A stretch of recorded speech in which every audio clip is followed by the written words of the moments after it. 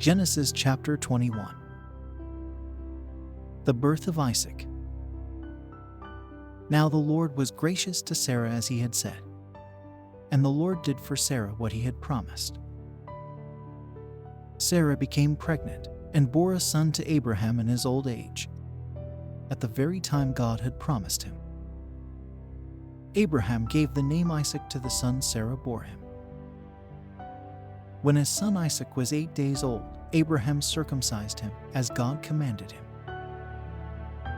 Abraham was 100 years old when his son Isaac was born to him. Sarah said,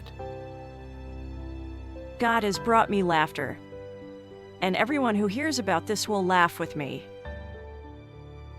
And she added, Who would have said to Abraham that Sarah would nurse children? Yet I have borne him a son in his old age. Hagar and Ishmael sent away. The child grew and was weaned, and on the day Isaac was weaned, Abraham held a great feast. But Sarah saw that the son whom Hagar the Egyptian had borne to Abraham was mocking, and she said to Abraham, Get rid of that slave woman and her son, for that woman's son will never share in the inheritance with my son Isaac. The matter distressed Abraham greatly because it concerned his son. But God said to him, Do not be so distressed about the boy and your slave woman. Listen to whatever Sarah tells you, because it is through Isaac that your offspring will be reckoned. I will make the son of the slave into a nation also, because he is your offspring. Early the next morning, Abraham took some food and a skin of water and gave them to Hagar.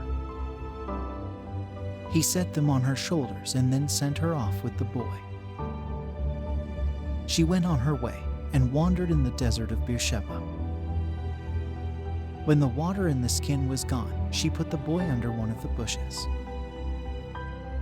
Then she went off and sat down about a bowshot away, for she thought, I cannot watch the boy die. And as she sat there, she began to sob. God heard the boy crying, and the angel of God called to Hagar from heaven and said to her, What is the matter, Hagar? Do not be afraid. God has heard the boy crying as he lies there. Lift the boy up and take him by the hand, for I will make him into a great nation. Then God opened her eyes, and she saw a well of water. So she went and filled the skin with water and gave the boy a drink.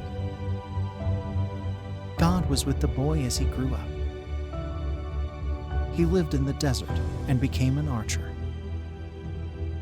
While he was living in the desert of Paran, his mother got a wife for him from Egypt. The treaty at Beersheba.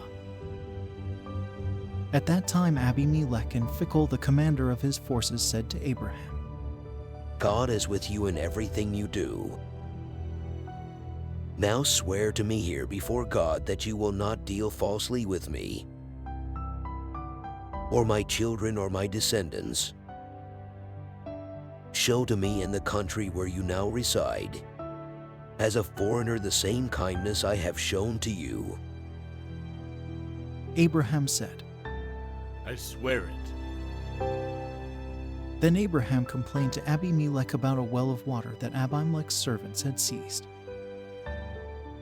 But Abimelech said, I don't know who has done this. You did not tell me, and I heard about it only today. So Abraham brought sheep and cattle and gave them to Abimelech. And the two men made a treaty. Abraham set apart 7 ewe lambs from the flock. And Abimelech asked Abraham, What is the meaning of these 7 ewe lambs you have set apart by themselves? He replied, Accept these 7 lambs from my hand, as a witness that I dug this well. So that place was called Beersheba, because the two men swore an oath there. After the treaty had been made at Beersheba, Abimelech and Phicol, the commander of his forces, returned to the land of the Philistines. Abraham planted a tamarisk tree in Beersheba, and there he called on the name of the Lord, the eternal God. And Abraham stayed in the land of the Philistines for a long time.